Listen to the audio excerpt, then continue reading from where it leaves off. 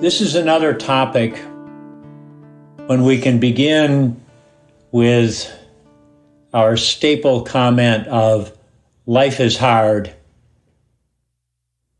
And in this case, the hard part of life is this experience, this reality, this relentless reality of loss and grief.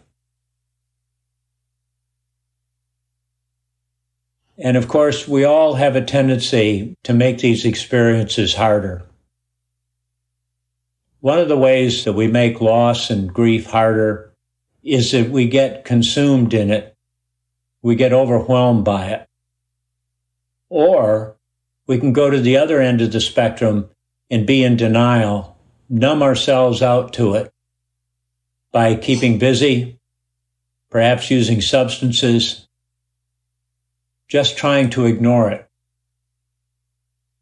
Versus what mindfulness suggests we want to do, which is to be in that place of allowing and accepting and deeply feeling the loss and the grief, particularly in the body.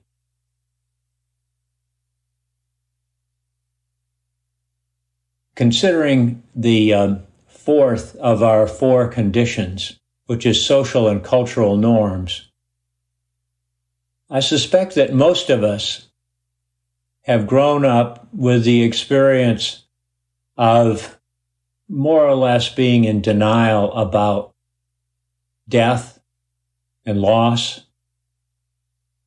Or if we're among those few where it was dealt with in a really meaningful way, we're very fortunate.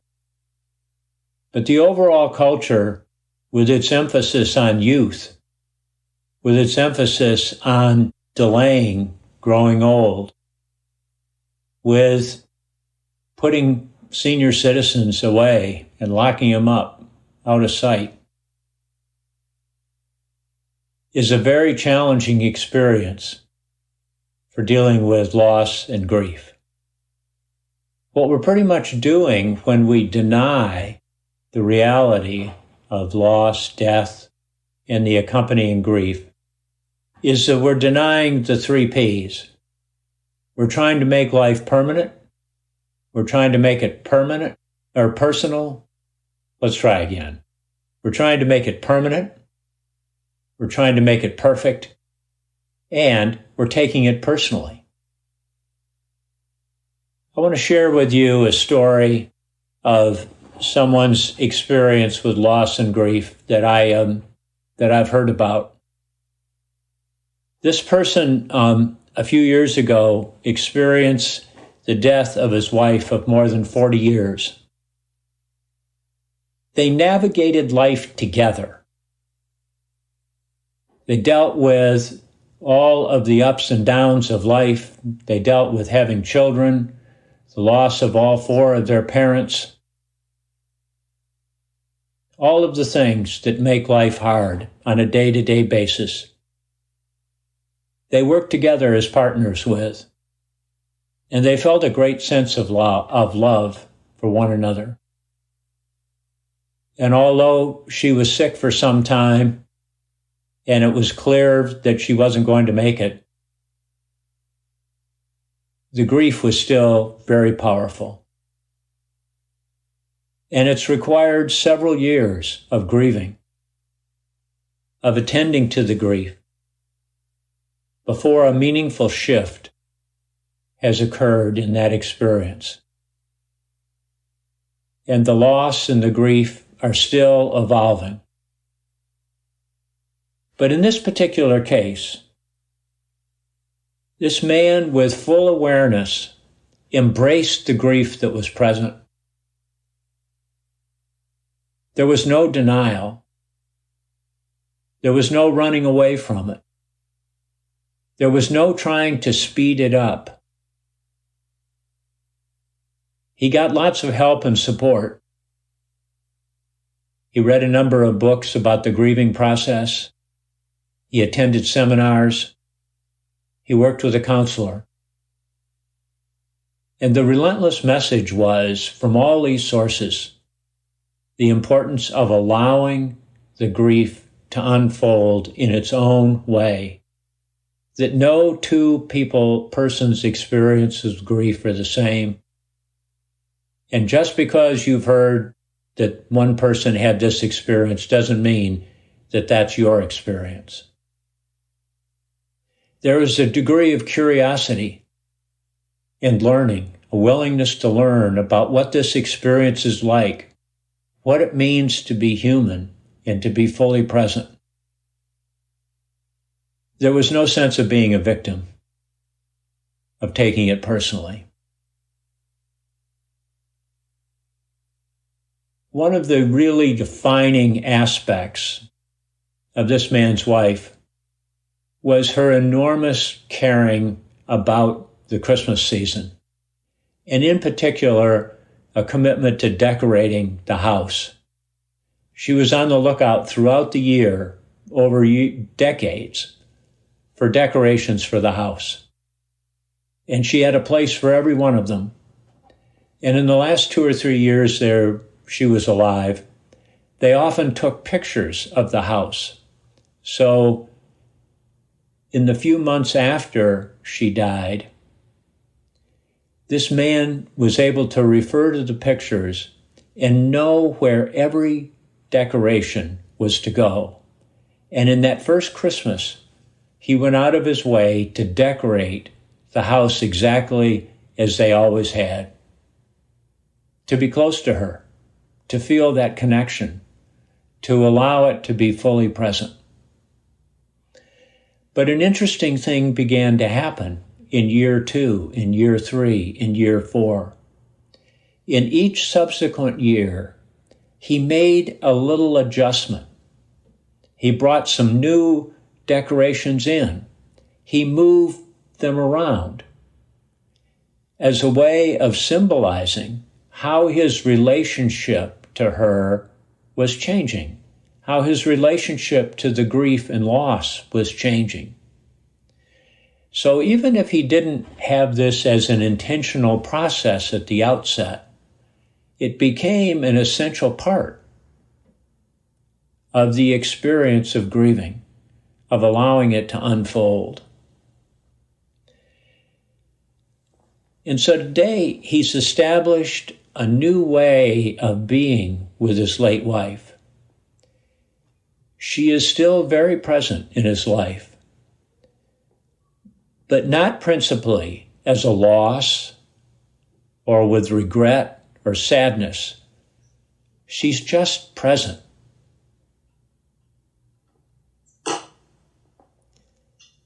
What's been happening here with this man is that he's approached this experience from the perspective of being fully alive in every moment. There was next to no denial, resistance, or wishing things to be other than they are. When those inclinations crept into his being, he simply was aware of them. He embraced this experience.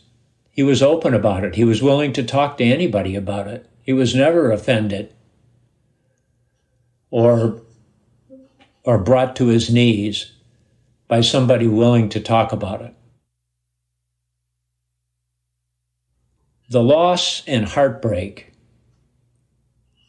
when we lose somebody with whom we're close, are an essential part of being human. In many ways, it's what defines us in our capacity to connect with one another, to have this sense of belonging that we talk about again and again, to have this deep caring for each other.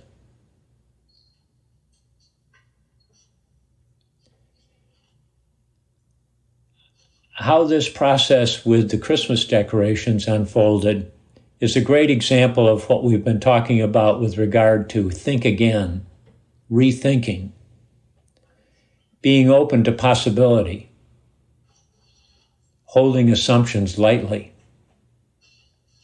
curiosity, and allowing. It's an opportunity there that is there for each of us. The pain of loss is enormous. We all know that. We've all experienced it in one specific way or another. And we can't escape it. And mindfulness offers us the opportunity to be with it without being overwhelmed by it and controlled by it, or to have to be in denial. Let's do a little practice.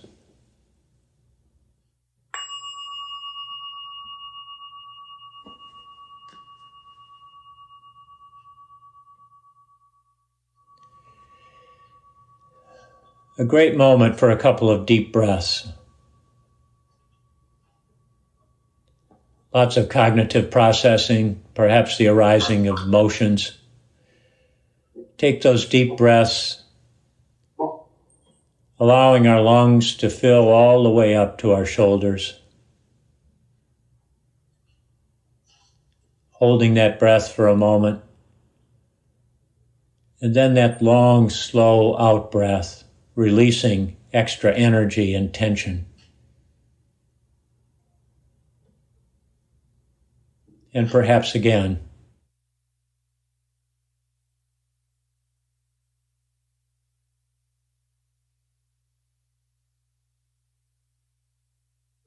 And settling in and softening with whatever experience is present in this moment.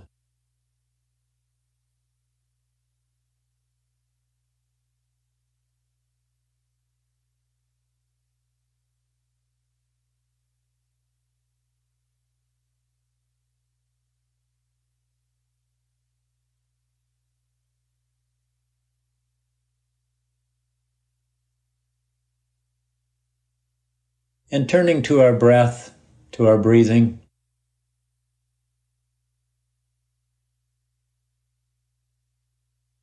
feeling a little reassurance that regardless, life flows on, our bodies know what to do, they know how to take care of us.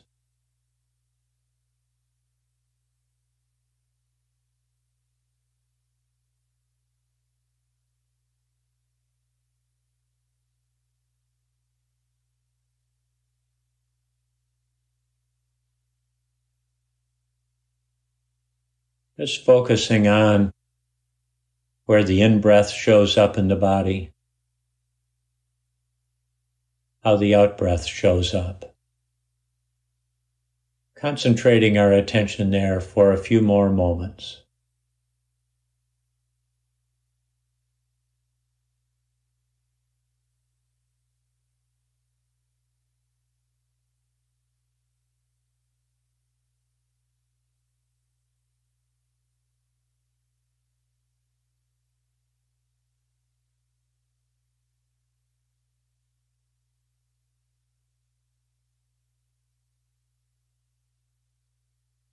Now recalling an experience in your life of moderate loss. Not something huge, but a loss that was noteworthy, but not overwhelming. And thinking about the specifics. Who or what was lost? When it happened? Who all was involved?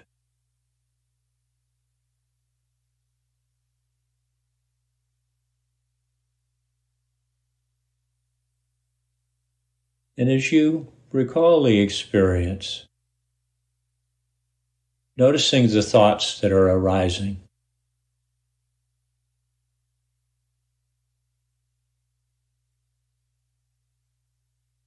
Noticing them as observer.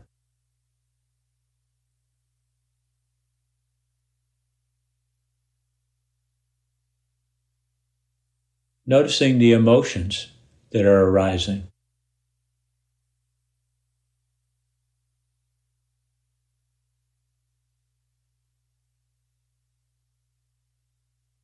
Feeling them deeply without being consumed or overwhelmed or controlled by.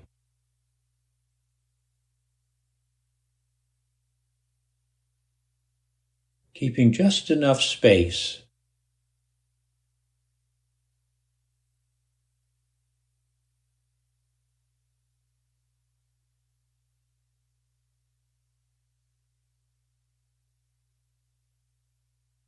and allowing whatever thoughts and emotions arise.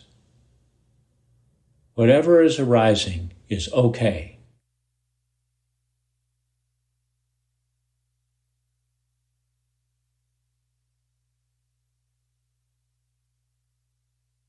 Perhaps noticing how thoughts arise and fade away, how emotions arise and fade away.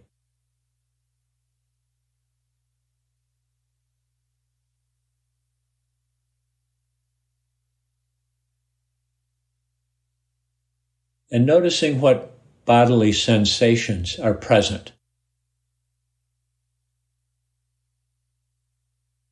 Gently focusing on a noticeable sensation in your body. Holding your attention there.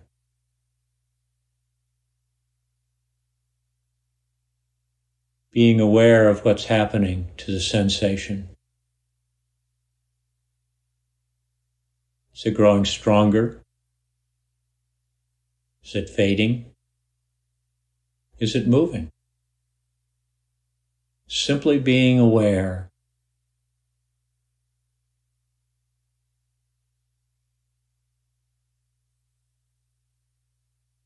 Being aware of this experience of loss, of the thoughts, emotions, and sensations.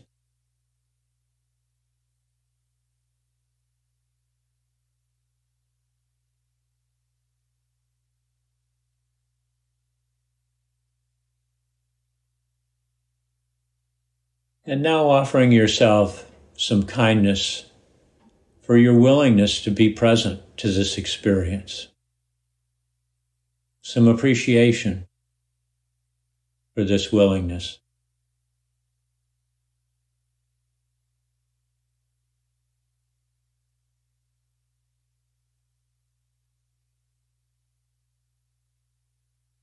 Perhaps acknowledging a little sense of joy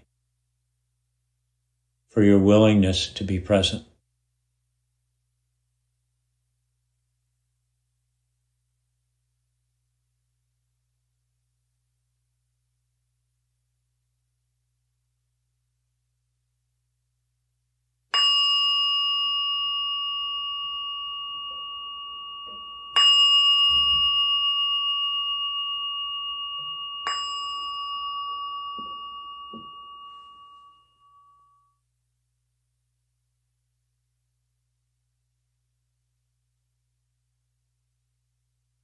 In particular this morning, continuing to pay attention to what's happening inside.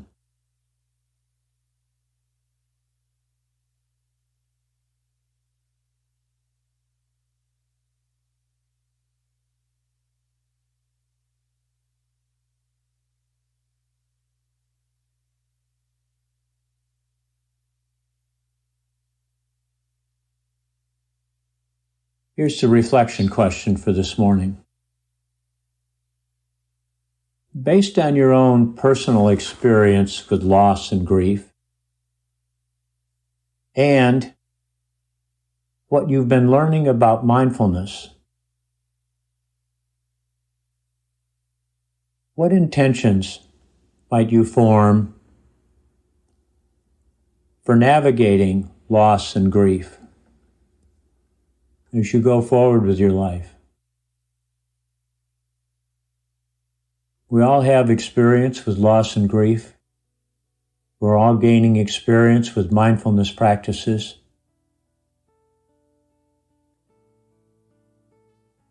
What is your intention for experiencing, taking in loss and grief going forward?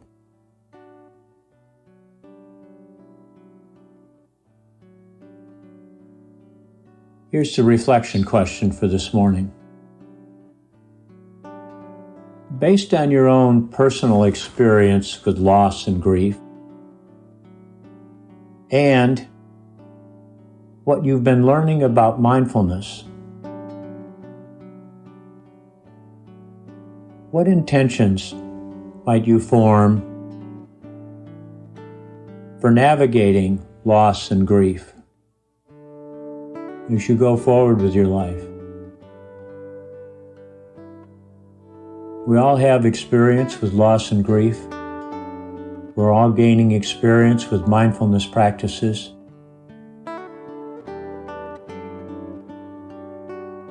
What is your intention for experiencing, taking in loss and grief going forward?